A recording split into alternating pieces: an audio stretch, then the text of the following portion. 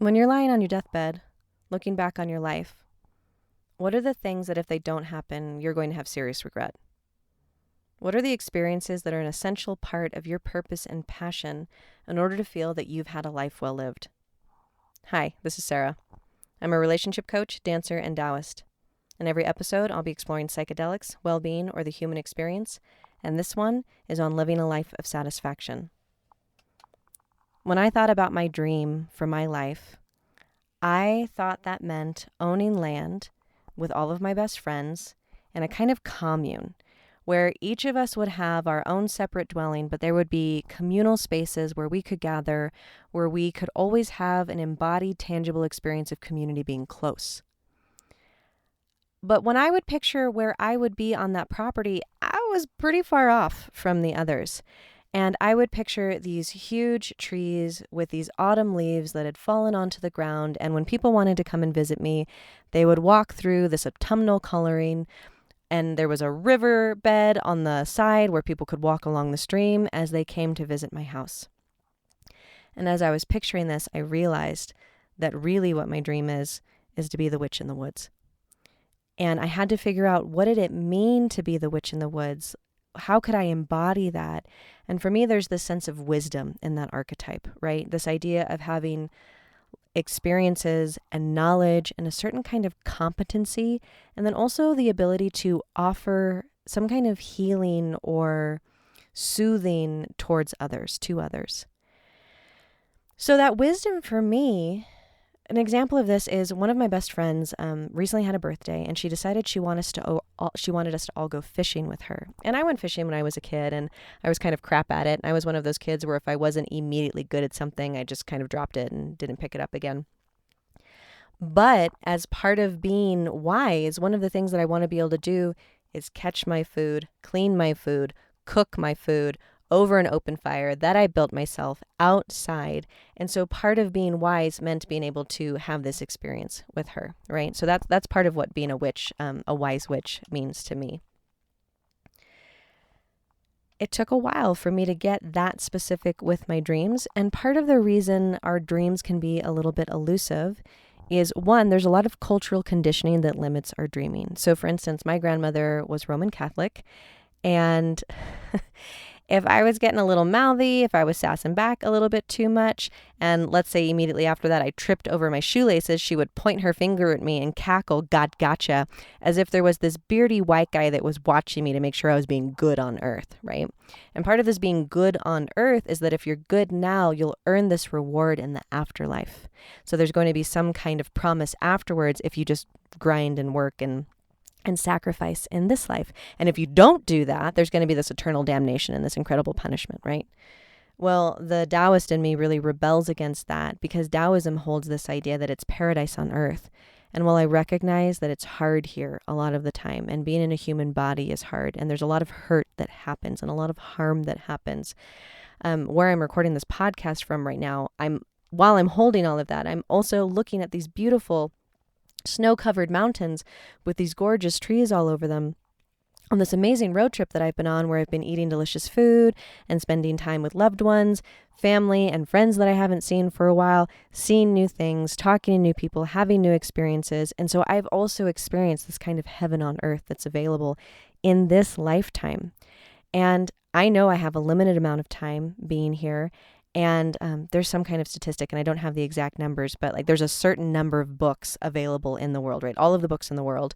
And then there's the tiniest percentage of those books you're going to be able to read in your lifetime. So I'm not even going to be able to read all the books I want to read in this lifetime, let alone have all of the experiences.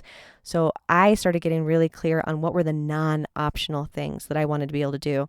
And amongst that was being able to learn how to fish and catch my own food and cook it and eat it and enjoy that immensely. Something else that can really limit our dreaming is all of the other cultural baggage, right? All of the oppression and the isms and the phobias that get in our way and create real obstacles to us achieving our dreams. Especially here in America, we have this idea that anyone can achieve the American dream, despite the fact that a lot of us have a lot more obstacles in our way that we would need to overcome in order to be able to even approach that dream. And then, is that dream our dream? And did we have other models for other dreams that we might want to achieve? Something else that comes up in the dreaming practice are all of our fears and insecurities around not being good enough, not being capable enough, not being deserving. And when we start dreaming, those can start emerging. And it can seem like they're the bad guys, but really it's the super protective instinctual response, because naming our dreams is this tender, vulnerable, really deeply personal thing. And by naming what our dreams are, the idea of then not being able to achieve them is heartbreaking. That can be devastating. And so sometimes one of the things we do to protect ourselves is we won't even let ourselves dream, because it would be too devastating to acknowledge that we might not be able to do what it is we actually want to do. And yet, even if we can't achieve the dream in its entirety or in its perfection, even aiming for our dreams gets us a little bit closer. So it's still going to be more satisfying just aiming for that dream and getting as close to it as we can than if we just give up and assume that it's not available at all and don't even try. So, do you know what you want? Like I said, there are all these reasons why we might not know what we want. And so some things you can think about are, what are the things you would like to accomplish? What are the things you would like to experience? And again, that question that I asked in the beginning, what will you regret if it doesn't happen?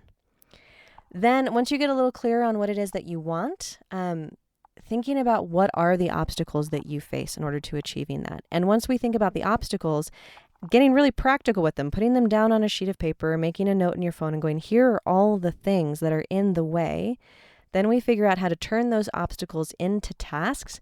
Is there a skill that we need to build? Is there information that we need to gather? Is there a belief that we need to upgrade in some way? And again, like one of the tasks on the list to our obstacles might be accepting the unacceptable, because based on who we are, where we are, access to resources, like some things might not actually be available to us. And there is a grieving process that might need to happen within the dreaming process of accepting the unacceptable. And once we accept the unacceptable, then we can also see what moves are available to us in the future. Then, once you have what your obstacles are and turned them into tasks and tried to mitigate them in some way, then what's your horizon of time for achieving certain goals and also mitigating some of those obstacles? So Bill Gates is quoted as saying that we underestimate what we can do in 10 years and overestimate what we can do in 1 year. And so there is this idea where we get super motivated, we get super excited, we get all lit up by our plans, and then we don't have the time or energy or capacity or skill set that we need in order to achieve that. And then there's this heartbreak at the end, like, oh, I had a year and I really overemphasized what I thought I could get done. And then our 10-year dreaming process, we don't dream big enough. We make our dreams smaller. We make ourselves smaller in some way. And so then 10 years rolls around and we go, what did I do with the last 10 years?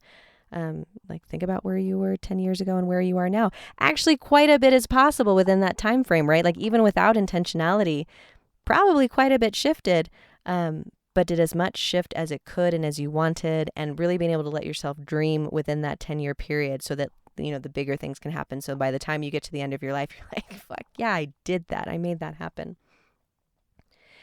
Okay, so I mentioned the word goals, and I'm saying something really specific when I say that, because goals are kind of this short-term, near-future, small practices that we can do to make change that often address unmet needs. And so if you're having a hard time figuring out what your dreams are or what you want your end of life, like satisfaction to be, one of the things you can focus on are your unmet needs, because most of us are pretty aware of that. If you need more community, if you need a different career, if you need more purpose or passion, if there are certain hobbies that you've always wanted to explore, where if you reach the end of your life and you didn't learn how to play piano, are you going to be able to forgive yourself? Maybe yes, maybe no. Then after you figure out kind of those shorter future, like near future plans, then you can think about the bigger picture. What's the big vision across a wider horizon of time? This might include yourself. This might be for your community. This might be for future generations. So you can think about, what are the projects? What's your mission in life? Do you have a mission in life? And if you don't, that's something you can stay curious about. Again, start with goals and then work towards the bigger picture.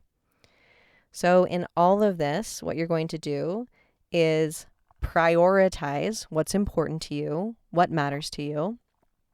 make a plan in order to actually give the time, energy, and resources to your priorities that you need in order to achieve your dreams, achieve your goals, achieve your big vision. Have lots of compassion for yourself, for any of those fears and insecurities that come up. Like, be kind to yourself as you turn towards those fears, as you turn towards those shadows that are trying to limit you. And then create practices to support the you that you want to be. And that you that you want to be, what I will often do is I will check in with my future self. And my future self is my inner 99-year-old, right? So I check in with my inner 99-year-old and I think about, who do I want her to be? How do I want her to move through the world? What do I want her to have experienced? What emotions do I want her to be feeling? Who do I want around her? Where is she in time and space? And I also check in with her if there's something that's bothering me. Like if something is just feeling stagnant or stuck or difficult, I will check in with my inner 99-year-old and ask her, how important is this? Is there a future me that I can see that doesn't struggle with this quite so much? Is there a future me who is still going to feel this way? And when I check in with that future me, it actually gives me information about what I need to do in the here and now. Do I need to let it go? Do I need to develop a skill set in order to be that future self that I want to be? I really organize around, this big picture version of myself, this brightest, shiniest version, my highest good. What's the highest good for me? What's the highest good that I can be so I can serve the community that I'm in? So it's helpful for me to check in with my inner 99-year-old. And I highly recommend that practice if you're interested. Here's some parting inspiration from Adrienne Marie Brown. Go towards life. I am not saying to ignore the hard things, but move towards life. Life comes in many shapes and forms. Vigorous body movement, being enthralled in the fantastical and shamelessly needy realm of children, truly dancing, falling in love, appreciating the current season, engaging in meaningful difference. Unnecessary limitation, an unexpected liberation. There is plenty of nothingness and no shortage of soul-sucking pastimes. Never forget it is your miracle and you have the only real possession, agency over your attention. Be intrigued and engaged. Relinquish obligation. Be growing. Strain the stagnant energy from your life. There is nothing to apologize for, not in a process of liberation. At the end of all liberatory processes is more life or more questions. Oh, be grateful to be self-aware and responsible for cultivating beauty and goodness every day. Be the green bursting from cut wood, finding life in the air. Be the flight after the stun, recovered and wondrous and newly worshipful of home. Be life moving towards life. Breathe out. Breathe in. Become the promise you made yourself long ago. You can find me on Instagram at Be The Radical Way, and go to trendswithbenefits.com to check out all of our written work on psychedelics, well-being, and the human experience.